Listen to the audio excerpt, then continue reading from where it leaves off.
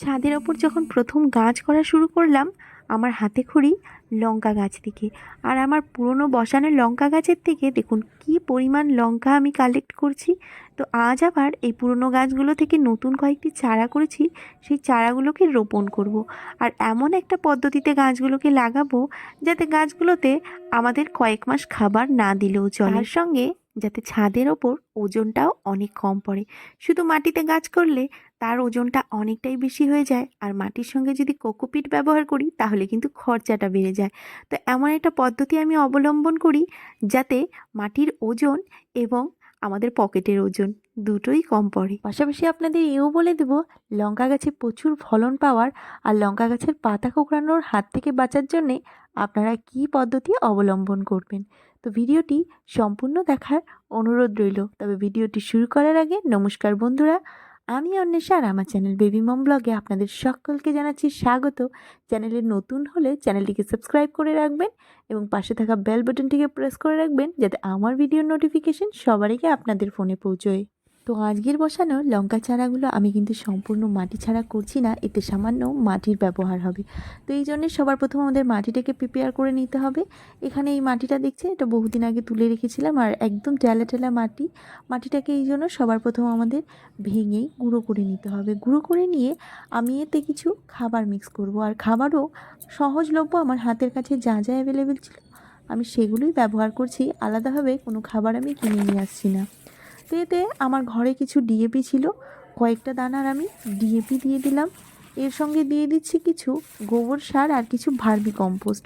গোবর সারটা আমার নিজেরই তৈরি করা ছিল, আর ভার্মি কম্পোস্টটা আমি মার্কেট থেকে কিনে নিয়ে এসেছিলাম গোলাপ গাছ করার জন্যে। আর কিছুটা রয়ে গেছিলো, তাই ভার্মি কম্পোস্টও এতে দিয়ে দিচ্ছি। আর দিয়ে দিচ্ছি কিছু নিম খোল আর কিছু সর্ষের খোল, আর সঙ্গে অল্প সাফ ফাঙ্গিসাইড। যদিও নিম খোল ব্যবহার করলে সাফ ফাঙ্গিসাইড ব্যবহার করার খুব একটা প্রয়োজন পড়ে না, তবে আমার কাছে কিছুটা সাফ ফাঙ্গিসাইড খোলা ছিল, তো ভাবলাম নষ্টই হয়ে যাবে হয়তো, সেটা মাটির সঙ্গে মিক্স করে লঙ্কা গাছগুলোকে বসিয়ে দিই। এরপর আমাদের কিন্তু খুব ভালো করে মিক্স করে নিতে হবে সব কিছুকে। এবার চারাগুলোকে বসানোর জন্য আমি নিয়ে নিচ্ছি 25 কেজি ওজনের চালের বস্তা। আমি দেখেছি এই চালের বস্তাতে না লঙ্কা চারাগুলো খুব ভালো হয়।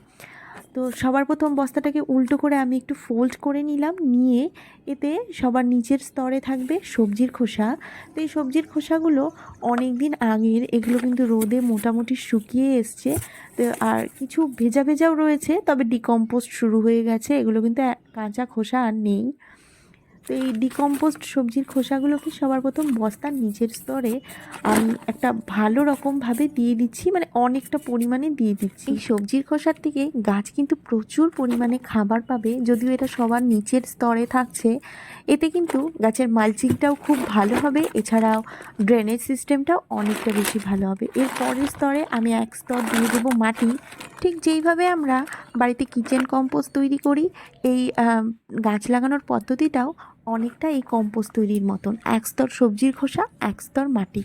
তো এরপর দেখুন আমি এক স্তর মাটি দিয়ে দিচ্ছি, আর এর পরের স্তরে কিন্তু আবার আমি সবজির খোসা দেব। তো একের পর এক এইভাবে আমরা লেয়ার লেয়ার করে সাজিয়ে নেব।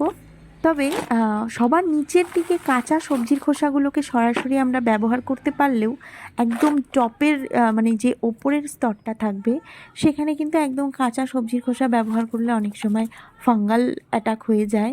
তো আপনারা চাইলে কিন্তু একদম ডিকম্পোস্ট বা সবজির খোসাগুলোকে শুকিয়ে সবার ওপরের স্তরে ব্যবহার করতে পারে, আর নয়তো সবার ওপরের স্তরে মাটিটাকে একটু বেশি করে ব্যবহার করবেন, যাতে গাছের রুটগুলো যখন নিচে সবজির খোসা পর্যন্ত পৌঁছাবে ততদিনে সবজির খোসাগুলো পচে গিয়ে কম্পোস্ট তৈরি হয়ে যায়।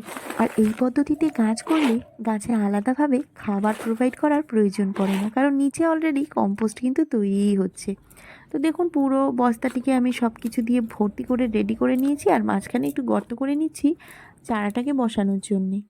পুরনো লঙ্কা গাছগুলোর বীজ থেকে কয়েকটা চারা করেছিলাম, আর এটা হচ্ছে ডলে লঙ্কার চারা। এর আগে আমি বহুবার আপনাদের বলেছিলাম ডলে লঙ্কার কথা। এটা একটা পাহাড়ি লঙ্কা, গ্যাংটক দার্জিলিংয়ের দিকে খুব ভালো হয়। তো সেখান থেকেই লঙ্কা আনা হয়েছিল, তার থেকে চারা করা, আবার এখন নতুন করে চারা করেছি। আর লঙ্কার বীজগুলোকে কাগজের চায়ের কাপে বসিয়েছিলাম। এতে কিন্তু খুব সুন্দর চারা হয়ে যায়। দেখুন গাছটার রুট বলটা কত সুন্দর তৈরি হয়েছে। আর যেহেতু কাগজের গ্লাস, এটাকে ছিঁড়ে আমি গাছটাকে খুব সুন্দরভাবে বের করে নিলাম। গাছের গোড়ায় কিন্তু একটুকু চোট লাগলো না। 25 কেজি ওজনের চালের বস্তা অর্ধেকের বেশি ভর্তি করেছি। তারপরেও দেখুন এটাকে আমি ইজিলি তুলতে পারছি। আর এইবার এটাকে তুলে নিয়ে আমি ছায়াযুক্ত জায়গায় রেখে দিচ্ছি 2 থেকে 3 দিন। আর এরপর এটাকে কড়া রোদে রাখতে হবে, যেখানে 6 থেকে 8 ঘন্টা রোদ পায়। কারণ লঙ্কা গাছে প্রচুর পরিমাণে রোদ দরকার। সঠিক রোদ না পেলে কিন্তু লঙ্কা গাছে ফলনও ভালো হয় না, আর এর পাতাগুলোও কুঁকড়ে আসে। আর এইবার গাছটাকে খুব ভালো করে জল দিয়ে মাটিটাকে আমি ভিজিয়ে দিচ্ছি। আর জলটা অবশ্যই সাইড থেকে দেবেন, গাছের ওপর জলটা ঢালবেন না, যেহেতু গোড়াটা নরম, মাটিটা সরে যেতে পারে। কী ব্যাপার, জল ঢালছি কিন্তু জল তো বের হচ্ছে না। এই যা, আমি তো এর মধ্যে ড্রেনেজ হোল করতেই ভুলে গেছি, যার জন্য এতে জল একদম আটকে গেছে। আমি এই ভুল করলেও আপনারা কিন্তু এমন ভুল করবেন না, কারণ গাছের গোড়া ড্রেনেজ সঠিক না হলে জল দাঁড়িয়ে গেলে কিন্তু গাছকে বাঁচানো খুব মুশকিল। এখন ছোট্ট একটা কাঁচি নিয়ে আমি বস্তার চতুর্দিকে 7-8টা ছোট্ট ছোট্ট ফুটো করে দিচ্ছি। দেখুন ফুটো করার সঙ্গে সঙ্গে কত জোরে বস্তার থেকে জল বেরোচ্ছে। তবে হ্যাঁ, লঙ্কা গাছে জলটা আমাদের মেপে ব্যবহার করতে হবে। গাছের গোড়ায় যাতে সবসময় জলের টান থাকে, গাছের গোড়ার মাটিটা যাতে সবসময় শুকনো থাকে, তাহলে লঙ্কা গাছের পাতা একদমই কুঁকড়াবে না। অনেকেই আমাকে বলেন লঙ্কা গাছের পাতা কুঁকড়ে যায়, অনেক কিছু ব্যবহার করেও ঠিক হচ্ছে না, কারণ তারা জলটাকে সঠিকভাবে ব্যবহার করতে পারেন না। আর লঙ্কা গাছকে কড়া রোদে রাখুন, তাহলেই আপনারা দেখবেন আপনাদের লঙ্কা গাছের পাতা সহজে কুঁকড়াচ্ছে না। তবে পোকামাকড়ের আক্রমণ হলে তার জন্য কিন্তু অবশ্যই কীটনাশক ব্যবহার করতে হবে। আর খাবার হিসাবে আপনারা লঙ্কা গাছে সর্ষের খোল পচা জল সপ্তাহে 1 দিন করে ব্যবহার করতে পারেন। আর এর সঙ্গে ব্যবহার করবেন কয়েকটা দানা করে ডিএপি, বাস এতটুকু করলেই যথেষ্ট। আর মাসে একবার গোবর সার 1 মুঠো করে গাছের গোড়ায় দিলেই আপনাদের আর অন্য কোনো খাবার গাছে ব্যবহার করতে হবে না। আর যদি গোবর সারও আপনাদের কাছে না থাকে, তাহলে কিন্তু সিম্পল কিচেন কম্পোস্ট আপনারা গাছে ব্যবহার করুন। আপনাদের অন্য কোনো কিছু দেওয়ারই আর দরকার পড়বে না। আশা করি এত সহজ করে আপনাদের আর কেউ শিখিয়ে দেবে না। অন্য কোনো চ্যানেলে গেলে এত সহজ করে লঙ্কা গাছ করা আপনারা কিন্তু দেখতে পাবেন না। তো আজকেই লঙ্কা চারা এনে আপনারাও বাড়িতে আমার পদ্ধতি ফলো করে গাছ লাগান। আর কী ফলাফল পাচ্ছেন তা কিন্তু আমার সাথে শেয়ার করতে ভুলবেন না। আমাকে বেবি মম ব্লগ ফেসবুক পেজে আপনাদের লঙ্কা গাছের ফটোও শেয়ার করতে পারেন। তো আজকের ভিডিওটিকে আমি এখানেই শেষ করছি। ভিডিওটি কেমন লাগলো তা কিন্তু কমেন্ট করে জানাতে ভুলবেন না। যদি ভালো লেগে থাকে তাহলে অবশ্যই একটি লাইক, আর যদি কাজের মনে হয়ে থাকে তাহলে কিন্তু অবশ্যই পরিবারের একজনের সঙ্গে ভিডিওটিকে শেয়ার করবেন। আর চ্যানেল নতুন হলে যাওয়ার আগে অবশ্যই চ্যানেলটিকে সাবস্ক্রাইব করে যাবেন। তো আপনাদের সঙ্গে আবারও দেখা হচ্ছে আরও একটি নতুন ভিডিও নিয়ে। ততক্ষণের জন্য ভালো থাকবেন, সুস্থ থাকবেন।